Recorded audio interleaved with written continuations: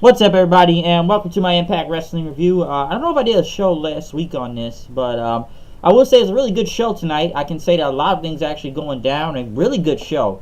I don't know if I did review one last week. I think I did. I'm not really sure. I have to go back and check that. But looking at tonight's show, I can tell you one thing here. If I didn't say this last week, this Windsor, Ontario crowd is way better than the damn Impact Zone. These people actually have life in them, are actually interested and excited to what they see in the ring, which was really good. And we actually kicked off with a very great match, a really strong match, a match that could have been the main event, but at least it was the opener, Rich Swan versus Fenix. If I didn't say Swan's debut last week, Swan is here, and I like this match. Really, I thought it was a great match. I still think Rich Swan's haircut is weird with the dreads in the back, almost like he has a very bad hairline, but, with the crowd chanting Amino first and everything, this was great. Both these guys just dodging each other, which, walking all over the ropes and everything, which they, went back and forth with a lot of flips and everything. Even the whole cutter thing by Fenix, which Swan actually landed on his, hands doing a handstand in, and even both of them hitting with a double cutter after that. Swan hitting a triangle Phoenix splash outside the ring, which looked really good, I will say that. Both these guys just pretty much went crazy in a way, especially the double cutter thing looked really good.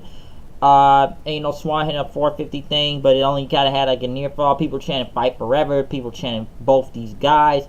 This was really good. I will say that this was a great match, and the crowd loved it. It pretty much ended into, which I thought this was a cool finish. Fenix hitting a muscle buster, switching into a Michinoku driver then after that. Looked really cool, getting the win. Did Swan debut last week? Yeah. Does it hurt him that he took a loss? Not really. This was just a great match. Pretty much after OVE tried to attack Fenix, then rip off his mask, Pentagon hit the ring then, but it wasn't even Pentagon Jr. It was Sami Callihan after kicking him in the nuts and hit him a fear factor. I said, we still Lucha Underground here? I didn't really know until you saw the tattoos and, Pentagon's Mexican and everything. So I kind of noticed about the tattoos then after that. But the Academy fooled that, Callahan looked like Pentagon for a second. He even had face paint on. Swan came in for the save, but pretty much Jake Chris started kicking him then after that with a super kick into the face. They still tried to rip off Phoenix's mask, but Pentagon came to the save. Pretty much in a Top Con Hilo as people chanted Pentagon. The Pentagon said, "Listen, putos," and said, "Sierra Medio." So this was really great. The match was just great in general between both Fenix and Rich Swan. Even after the match, with pretty much setting up the hot angle with it, with Pentagon and Callahan, as this leads into the whole mask versus hair match. So this was really, really great to see here. I did really like this match. It was probably the best match of the night, if you ask me.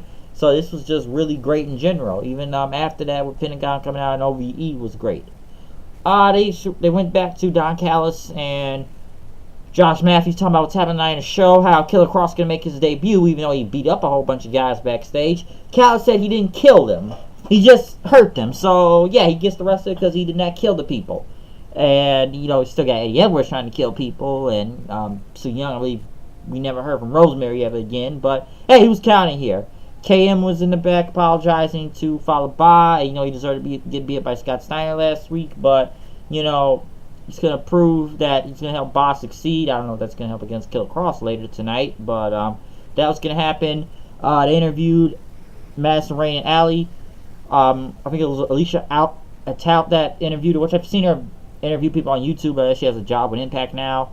How Allie talked about Rosemary told her not to let the darkness consume her, and that she's going to get Sue Young tonight. That is a new life in her now. Followed by winning against Killer Kross. Wasn't much to say from here other than to kind of showcase Kross. Big dude, I will say that he's really good. Pretty much winning with a sleeper hold on Ba, and then hitting a sleeper hold on KM right after. Petey Williams came out and hit him with a chair, but didn't work until he knocked him out of the ring, as Petey Williams stood tall. But Kross, he's a big dude, and that sleeper hold did look vicious, I will say that. Him taking those chops and even suplexing him looked very impressive also, I will say that. Jimmy Jacobs was interviewed in the back about Brian Cage. I'm not a bad guy, I'm not a good guy. Yes, you wrote that bad guy, good guy, D guy promo for Roman Reigns. And pretty much talked about how Kong took out Johnny Impact and Abyss. And he's going to take out the Machine. That he's more of a man than a machine tonight. They played a clip quick clip of the GWN flashback of the week. Thank God this wasn't another 7-8 minute match. It was just a match with Sting and RVD from Slammiversary from a few years ago. Pretty much RVD winning and retaining the TNA World Heavyweight Championship. They went to the Desi Hit Squad. I don't know much about them other than that match last week against ZNE, which was pretty good. He pretty much slapped them for celebrating, and that they have to represent India. And they even went to a training session video as he says, "You want water?" Which they have to go work out in the rain then. And so your leg hurts, starts hitting them with a stick, and just bitch slaps them every time and made them run laps. I don't know much about Desi Hit Squad, but I am interested to see what they can get out of this, because my God, this company needs more tag teams as it is, anyways.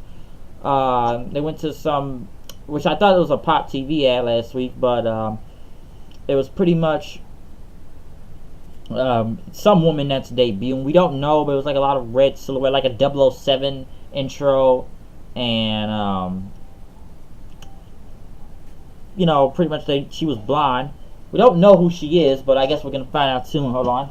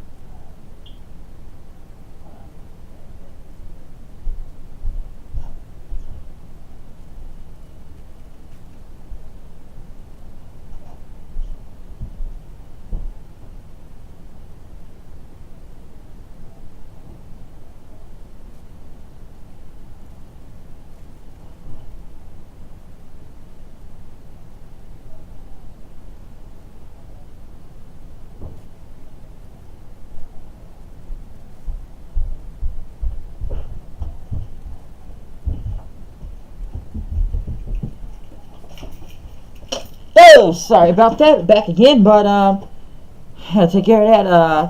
What was I going on to say? Yes, next Su Yung versus Su Yung and the Undead Maid of Honor, which is supposedly Casey Spinelli, go against Allie and Madison Rain. Match was good until the finish, with the longest referee bump getting hit in the eye, which went on too long that Tessa Blanchard came out and started attacking Madison Rain until Allie got her out of the ring, and Rain hit a cross Rain on one Undead Bridesmaid to get the win. So match wasn't bad. It was just the ending of it, really. That's what was really bad. Just the the ending was just really bad. I will say that. Just the ref bump just kind of ruined it. I will say that. They went to LAX in the back as Kingston said he wanted to know this proof tonight. what's going to happen with Conan. If he has this proof, let's see what's happening. That, he is the future now, and that King pretty much says, we're going to show what's happening in the ring tonight if this so-called proof is going to go down. They went to Callahan and pretty much OVE themselves on the camcorder talking about Swan and Fenix and Pentagon, how he's going to rip both Swan, Pentagon and Phoenix's mask off and tear Swan's face off as he challenged them to a trios match next week, so a 6-man tag. Austin Aries was in the pretty much cutting a promo, or they had this whole documentary called The Journey. They did one with Moose last week, at least kind of, actually showing why he's gone from NFL to professional wrestling. I feel like that should have been done a long time ago because they booked him like a fucking moron, really. But Austin Aries was there to talk about his side of the story, how, I didn't fail in my first career choice like Moose, he said. He pretty much talked about how he became a professional wrestler from his childhood friend and how he said he was destined to be one and that he could do it better than these guys, and how he struggled on pennies, living on couches, just to make it in this business, being an indie wrestler. As Moose, who's an entitled athlete of everything that's been given to him, of him being a professional athlete. And that, wrestling is a thinking man's game. He has the game plan, he makes himself, and he executes it. Moose has to take orders from people and then execute the plan from some playbook. And that Moose can't think on his own, he said. And his mom, would love his son, even though he was a loser still, and how Moose calls himself Mr. Impact, but he's a liar. And that he's at the bottom of a razor and a margin, he said. And, everyone in this roster has sacrificed and worked hard to get to where they are today. Moose is not unique, he says. And, Aries pretty much went on to say that it doesn't matter how hard Moose works, he's not up to Aries mentally, he said. And he pretty much, which I thought was a clever line here, he better hope that the XFL is looking for a shitty offensive linesman after he's done with him. And that Aries is his own biggest critic and fan, and that he sets the bar high, and that Moose is not going to know what's coming. It's anniversary. But goddamn, this was a great promo by Austin Aries. Pretty much eviscerated Moose on the microphone here, if you ask me, in this interview. So, damn, he just kind of came at him. He's right, though. He is right. What has Moose really done recently? Why does he even have a title shot? That's a really great question. Why? And not Eli Drake.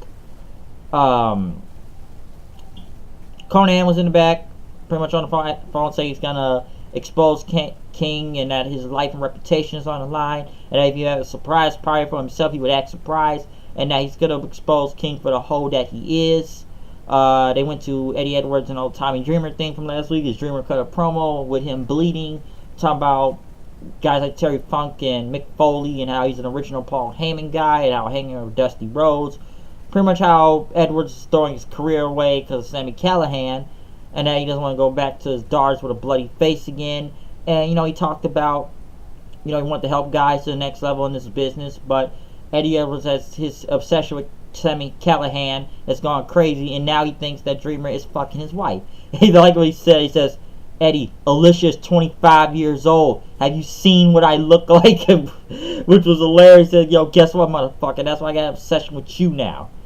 And nobody else does this to me on my own goddamn show. Which now sets up a House of Hardcore match for Eddie Edwards and Tommy Dreamer. Rebel winning against Katarina, Winter, whatever you want to call her. Wasn't a bad match. They have Rebels and enhancement talent all the time. I don't know why they just have a pusher, but she's not really that good in the ring, too. She's not bad, but she's trying to get better from time to time, but they've had it for this long, so I don't know. Katrina had a surprise for Grado after the match, as it was Joe Hendry. I believe it's a WCPW. He was singing in, and they go way back, him and Grado, and that they all had a group hug. I guess there's going to be some story with all this. I'm not really sure, but we saw his debut. Congo Kong went against Brian Cage, which was a really good match. My God, Cage moves like a freaking cruiserweight. But if you haven't seen him in Lucha Underground, watch him there too. Dude does a freaking top Kong. Hilo does a pretty much a power bomb, which Kong gets a Hurricane Rana in after that. This was just great, man. It was crazy. Hitting a German suplex on him multiple times. Kong hitting it. Come on, he did a freaking 619 in there, which looked crazy. Kong even hitting a choke slam after that, and which just looked insane out there. Even Cage in with another suplex, hitting an F5 for the win. This was great, okay? You haven't seen Lucha Underground, watch him here, but this was a great match. The crowd was actually excited. Probably one of the best matches, another one of the great matches of the night. Crowd was just hot for this one. So That was just insane. I recommend going back to look at that. Conan then came out there as he was gonna expose King. There was a big LAX chant. All of LAX were out there as he talked about. I'm not mad you putting a hit on me, but ever since you was a little bitch or a boy or whatever, you say you always came crying to me. I bailed you out of jail. I made you your first 100K. I made you the king in New York. There's a reason why you got the nickname King. Alright? And King said, where's this proof? But he said, you never called me at the hospital. You're just a walking, talking glory hole. Which people chanting glory hole then, which was pretty funny. You a punk ass bitch then, you a punk ass bitch now. The more things change, the more they stay the same. And pretty much Conan said, yeah, I put the hit on Kings, I put the hit on you. But I'm setting up for the future. Alright, partner, I'm a grown ass man, and he pretty much said I'm gonna shoot you in the back like old Yeller. And he's turning Sultan Tarantino. I gave them success. This is the future. You are the past. But Ortiz and Santana sided with Conan and gave King the middle finger. And next thing you know, Conan said, it looks like your plan didn't work. And King says, oh, did it? And next you know, the OG LAX members come back. Hernandez, which I'm actually surprised to see back in this company, actually, after he screwed both him, them, and Lucha Underground back then. If you remember, MVP had that whole Beatdown Clan thing. But, you know, it was contract disputes at the time. Hernandez was on Lucha, then he showed up on MVP, but that's why MVP left TNA, because Hernandez fucked everything up. You couldn't trust him after that. But he's back in both companies now, so I guess they trust him again. But they start beating up Santana, Ortiz, and Conan. Homicide got a big chant out there, and, you know, King says, you don't mess with LAX 5150. Homicide pretty much went up up the ramp saying, you don't gotta like us, but you gotta respect us. So it's pretty much you got LAX Civil War. The OGs versus the new blood, pretty much. Old school versus new school. However you want to go with it. I am surprised to see OG LAX back, especially Hernandez and Homicide as a group again. Hopefully Homicide actually gets a full match out of this time. But I am looking forward to this. I'm sure this will happen in the anniversary because we didn't really know what was going to go down, who they were going to face for the titles. So, like I said, it's the OGs versus the new blood out here. Alright? So, I am looking forward to this match for Slammiversary. Conan really never had any evidence though to really why he was attacked or like any video proof, but this was really great. I will say that it was a hot angle to end off the show. People actually loved it. I can tell you that right there. So I enjoyed this. Okay, this was actually great to watch. It was a really good show. If I recommend it, I recommend watching this. Fenix versus Rich Swan, fucking great. Cage versus Congo Kong, really good. We saw the debut of Joe Hendry. We got OG LAX back in the building. So pretty much Hernandez and Homicide are back. So we got a lot of returns. There was a lot of really good things on this show tonight. Crowd was really great going into this. So they really are building towards very well for Slammiversary. And I am looking forward to release happens on July the 22nd. So hey, I don't know what's going to happen, but I recommend watching this episode if you want to see some great matches here. Swan versus Fenix was really great, especially something that kicked off the show that could have been the main event. Got the crowd up hot. Great. Enjoyed it. So yeah, but I am out of here. I will see you guys later. Peace out. Check out my review, comment, subscribe. You know I am, you know how I go, you know how we stay intact. And now we are done this review of Impact. I am out of here. I will see you guys later. Peace out.